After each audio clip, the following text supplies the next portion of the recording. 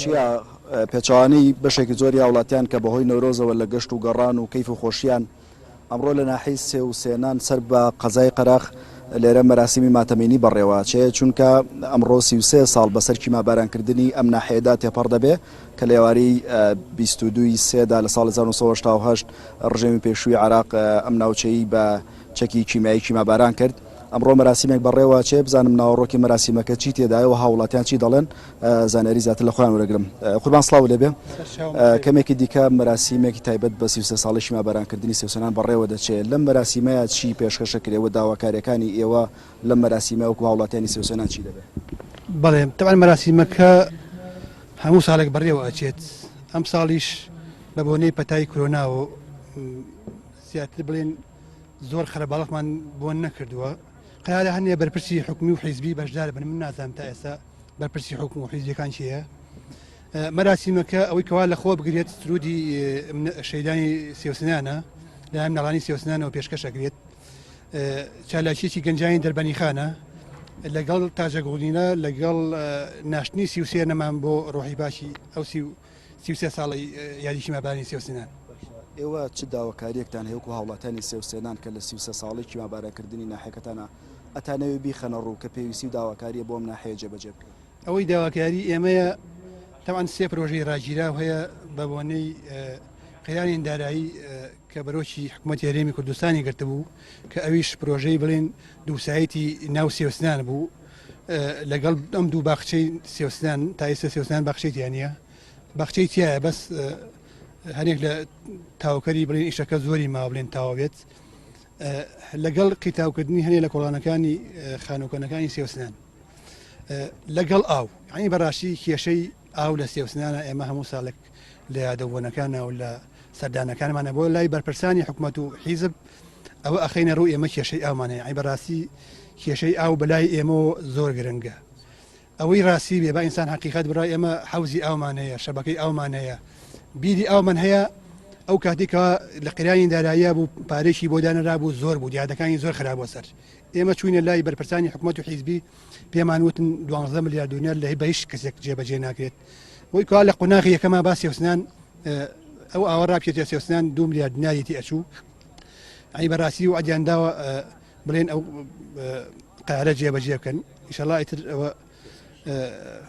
قیرانی دارایی وردە خەریکە بەرەو باشبوونەوە ئێمەش داواکارین لە حکوومەتی هەرێمی کوردستان ینی بەڕاستی کێشەی ئاومان بۆ چارەسەر کات. بۆ جەنابەت چیا یەکێک لەم هاوڵاتیانە کە مامۆستایەکەوە ساڵانێکی زۆری تەمەنی لە سێوسێنان بەسەر بردووە و بەشە لە دەورەکانی شتۆمار کرد و مامۆستا سڵاو لێبێ لە 33 ساڵی کیمابارانکردنی ناحەکەتانە تەشبێنتە پێشتر چی ئەڵێ و ئەم دەفتەر یادەوەری جەنابەت چی تێدایە سەبارەت بە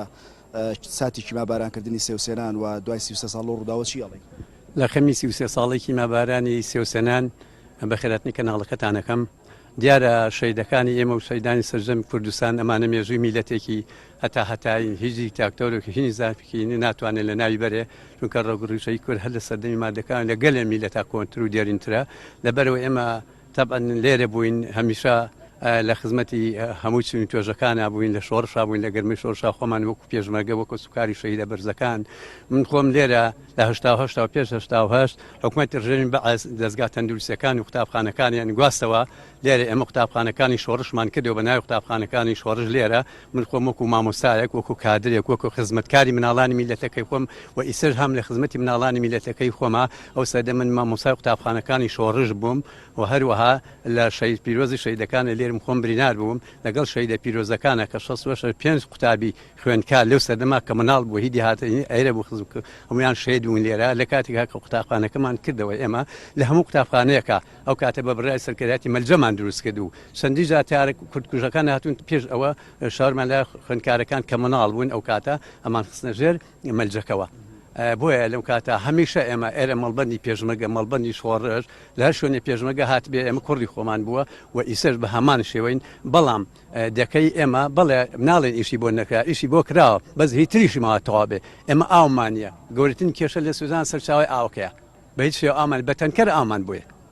ئایا لەم کاتە بە تەنکەر ئامان بێ ئەمە بەڕاستی ناخۆشە و هەروها ئێمە خۆمان کە لێرە بووین لە ئەندامی هەموو ڕۆژێ ڕژێمی بە ئەس بە ڕۆژ بەیانی تیاری هێنا سێژەمە قەسب بۆ دومانیە کرد شەوش لە دەربەنی خان و لە منتیقەی دوودارەوە تۆبارانی ئەکرد ئێمە هەر لە سەردەمی شەڕ لە ئاوباریکەوە ئێمە هەر لە دایک نەبوون سێوسیان مێژووی تایبەتی خۆی هەیە بۆیە ئێمە لە هەر شوێنێکی سێوسێنانە کۆپلەیەک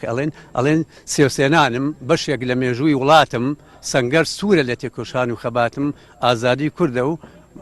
یەکبوونی چوار پارچەی کوردستانە ئاواتم مامۆستا تاالب مامۆسای قوتابخانەکە تاالب چیت لەم دەفتەرە تۆمار کرد تایبەت بە یادی مەباران ئەم دەفتەرە هەموو شتێکی مێژوویە ئەمە لە وێنەی گوڵکۆی شەیدەکانە لە کاتێکە کە شەیدەکان و دەهاتەکان دەورپش هاتن شەیدەکانی ئەمان گواستەوە یعنی دەهاتەکانە من دڵسۆز بوون لە دوای 95 کە ئەمە هاتی شەیدەکانمان لە دەهاتەکان و هاوردوێتەوە لەوە ڕۆژە من خۆم یەکێ بوون لە ناو شەیدە پیرۆزەکانە لە هێنانی شەیدەکانیش لە کۆشکی خوار و ئەسیڵە خۆم ئەو کاتێش دەمام و کوژت نەبوو ئێمە ئازابن خۆم یەکێ لەوانم کە لە نازەی شەیدەکانمان دەرە هاود و ئەم پێچایە و لە هەموو هینەکانە تورەکەیەکماندانا بوو خۆم کە شەیدەکانمانە بە هاوپشتی حیزبەکان بەتابەتی یەکێتی نیشتمانی کوردستان بۆ سەردەمی حیزبی شوێعیش بوو جەماوەری دەهاتەکانی هەمویان لەگەڵمان نابوون لەبەر ئەوە شەیدەکانی ئەمە شانازین مێژوون هەمیشە کۆڵ نادەین ئێمە ڕژەمی بەعس و هەموو ژەنەکان ناتوان میلەتی ئێمە لەنا بەڵام ئێمە دەنگی ئازادی لە هەموو شتێ ئازادتر هیچ کەس ناتوان دەنگی ئازادی کبکە شەوی شەوە زەنگ مۆمێکی پێ ناکوژێتەوە ئایا هەر لە ساز کپسیکۆ و لۆزانەوە میلەتی کورد لەناو ئەوێدا بەشکرێت ئایا ئەمە هەتا ئیسە هیچیان بۆ نەکرا ناتوانین ئەمە لەناو بەرن لە شکرەکەی لەوی برایم ئەحینەکەیە مامۆستا ئەمین باڵدارە کە سوودەکەی داناوە ئیسێمە سێوسان ئاوەدانە ناحەیە ئامادەی تایە علمی تایە ئەدەبی تایە بنکەیەکی تەندروستی بچووکمانەیە بەس گەورترین کێشە ئێمە کێشەی ئاوەنیمانە سپاس باوەسەگەن ئێرە ئەم شوێنەی کە ئێستا منی لەم مەزاری شەهیدانی سێوسێنانە شڕوفاتی 68 لە شەهیدانی چەکی کیماوی کە لە ساڵی 1970دا وەکوتم بە چەکی کیماوی لەو ساتەدا شەهید بوون لێرە نێژراون و ئەمڕۆژ بڕێرە پاشکەمێکی دیکە لە کاتژمێر 2 تاوادان بەراسیمەکە هەر لێرە لە مەزاری شەهیدان لە ناحیە سێوسێنان بەڕێوە بچێت.